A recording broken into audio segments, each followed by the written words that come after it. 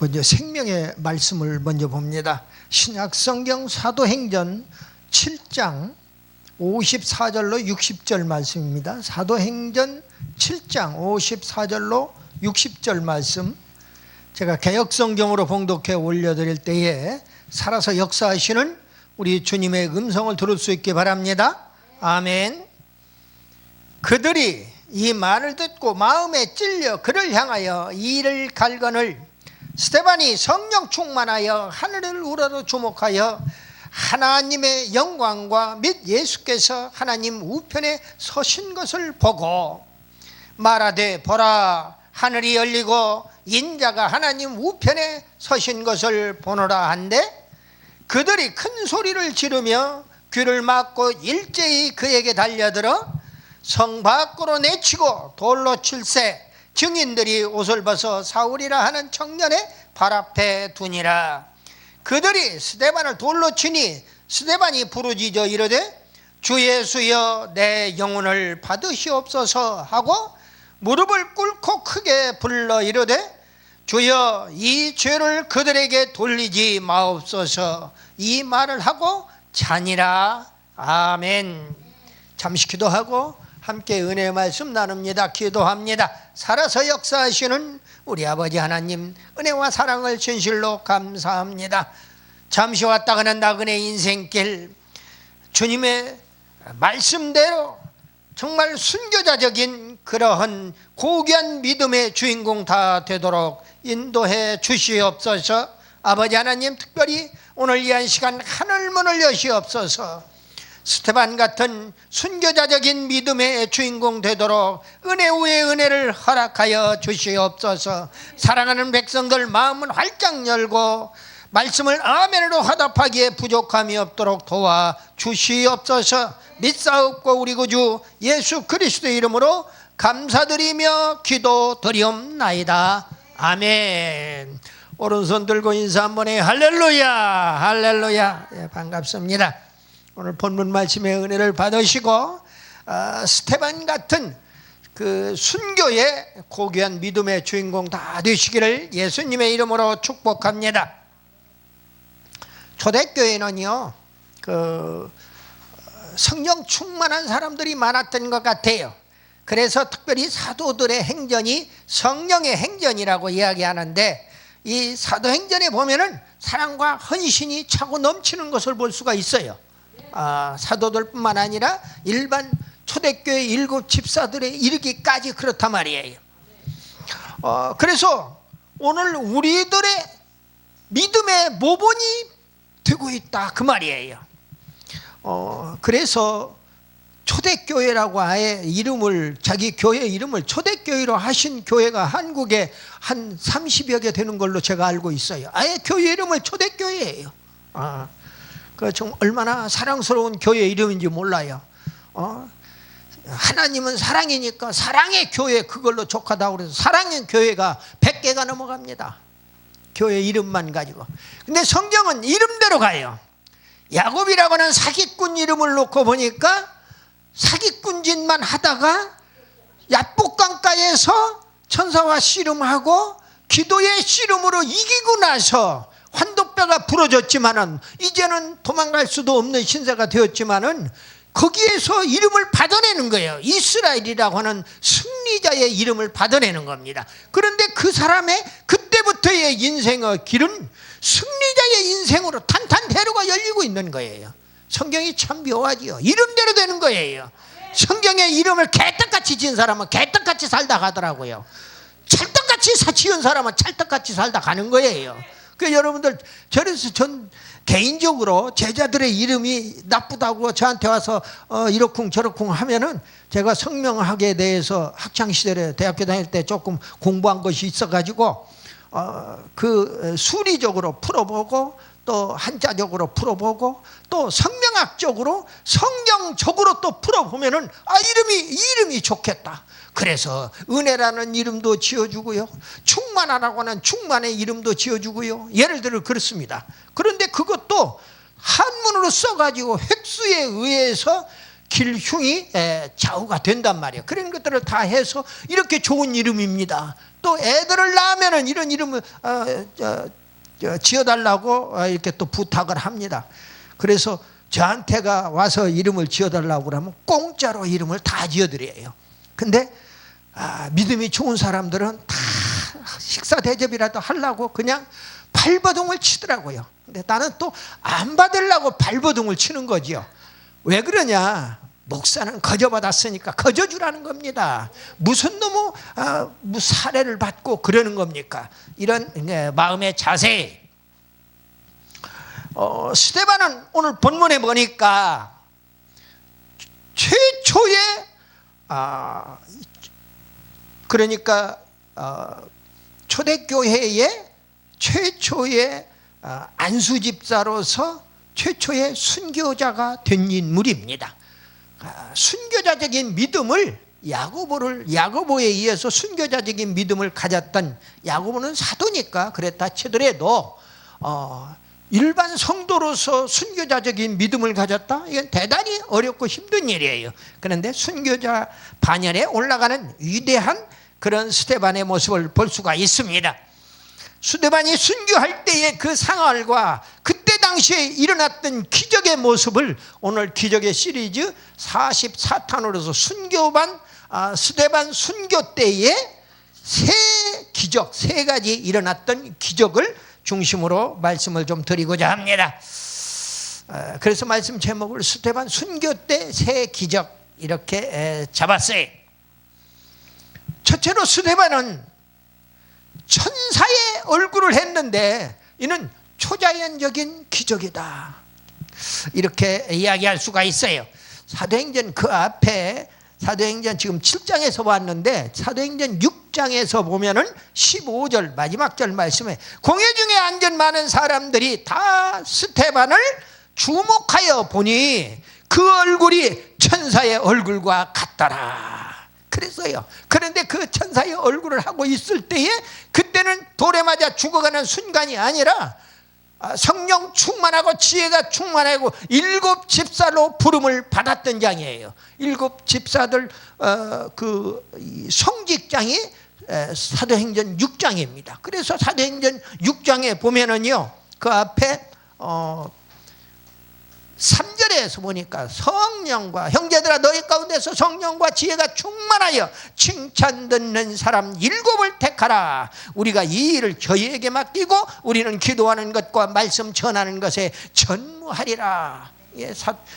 사도행전에 그 초대교회가 너무 부흥이 되니까 그거 구제하는 일이나 다른 일을 할 수, 그래서 목회자들이 사도들이 기도하는 일을 제대로 할 수가 없고 말씀 선포하는 일을 제대로 할 수 없다 보니까 그래서 7 집사를 세웁니다. 성령이 충만한, 믿음과 성령이 충만한 사람 스데반과 또 빌립과 브로고로와 니가노르와 디몬과 베라나와 유대교에 입고한 안디옥 사람 니굴라를 택해서 세웠다고 말씀을 주고 있습니다. 그래서 그때 천사의 얼굴이 이미 천사의 얼굴과 같던 스데반이 이미 7 집사로 지혜가 충만하고 성령이 충만해서 얼굴에 웃음이 가득했다 그 말이에요. 여러분들 세상에서 그 얼굴이 아주 인상이 좋지 않은 그런 그 장로님이 한 분 계셨어요. 근데 그분이 그냥 억지로 웃으려고 하루에도 그 의사 선생님이셨는데 돌아가셨습니다. 참 훌륭하신 그런 의사 선생님이었는데, 근데 하루에도 수십 번씩 하여튼 거울 앞에 서기만 하면은 일부러 웃는 거예요. 입이 귀 밑에 돌아가도록까지 째지게 웃는 겁니다. 하하하하.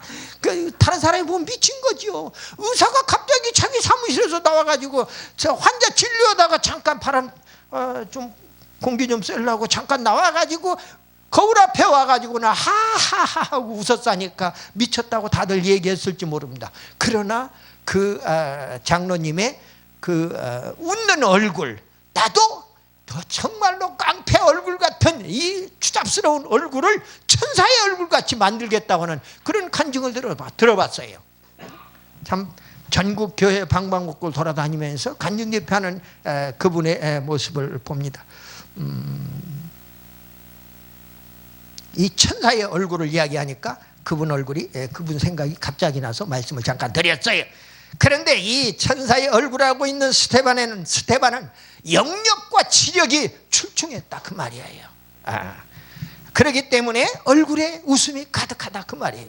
목사가 돼가지고 항상 인상을 찌푸리고 있어요. 무엇이 그렇게 괴로운 일이 많아가지고 인상 쓰고 있는다고. 인상 써서 괴로운 일이 해결되면은 인상을 100번 쓰세요. 그러나 인상 쓴다고 얼굴이 인상을 찌푸린다고 그래가지고서 고민이 문제가 해결되는 것은 아니라 그 말입니다. 그래서 아예 처음부터 나는 만사가 형통한 사람이야, 나는 기쁨이 충만한 사람이야, 나는 항상 즐거운 사람이야. 왜? 항상 기뻐하라고 그랬으니까 당연히 기뻐해야 하는 거예요.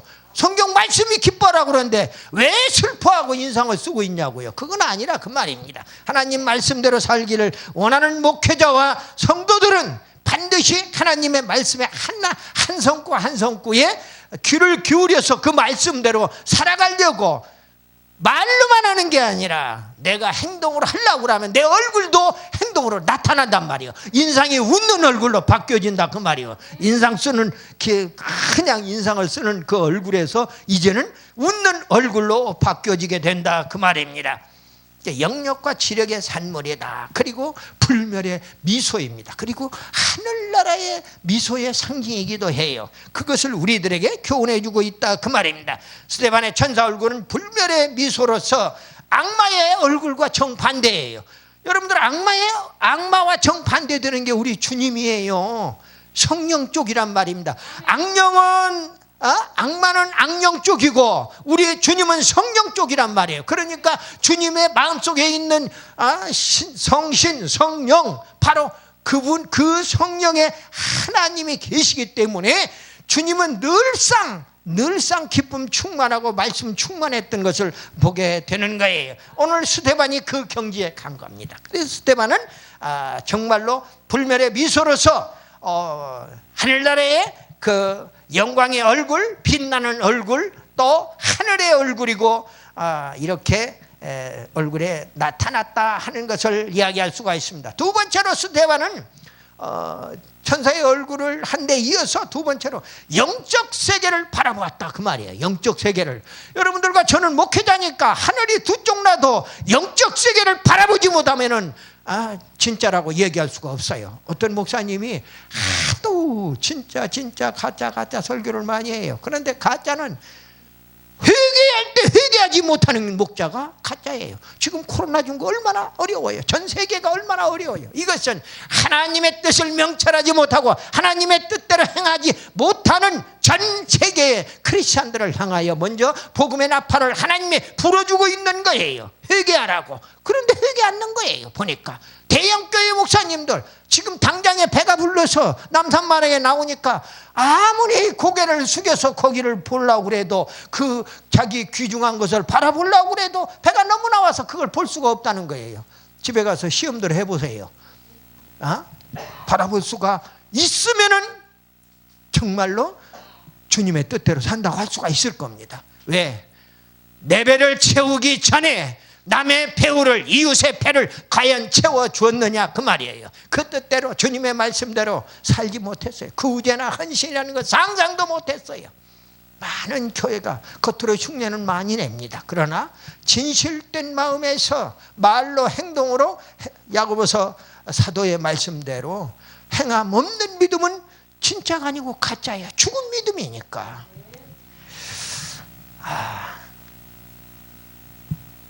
그래서 스데반이 영안을 열어서 영적 세계를 바라보았다는 이야기는 무슨 얘기냐?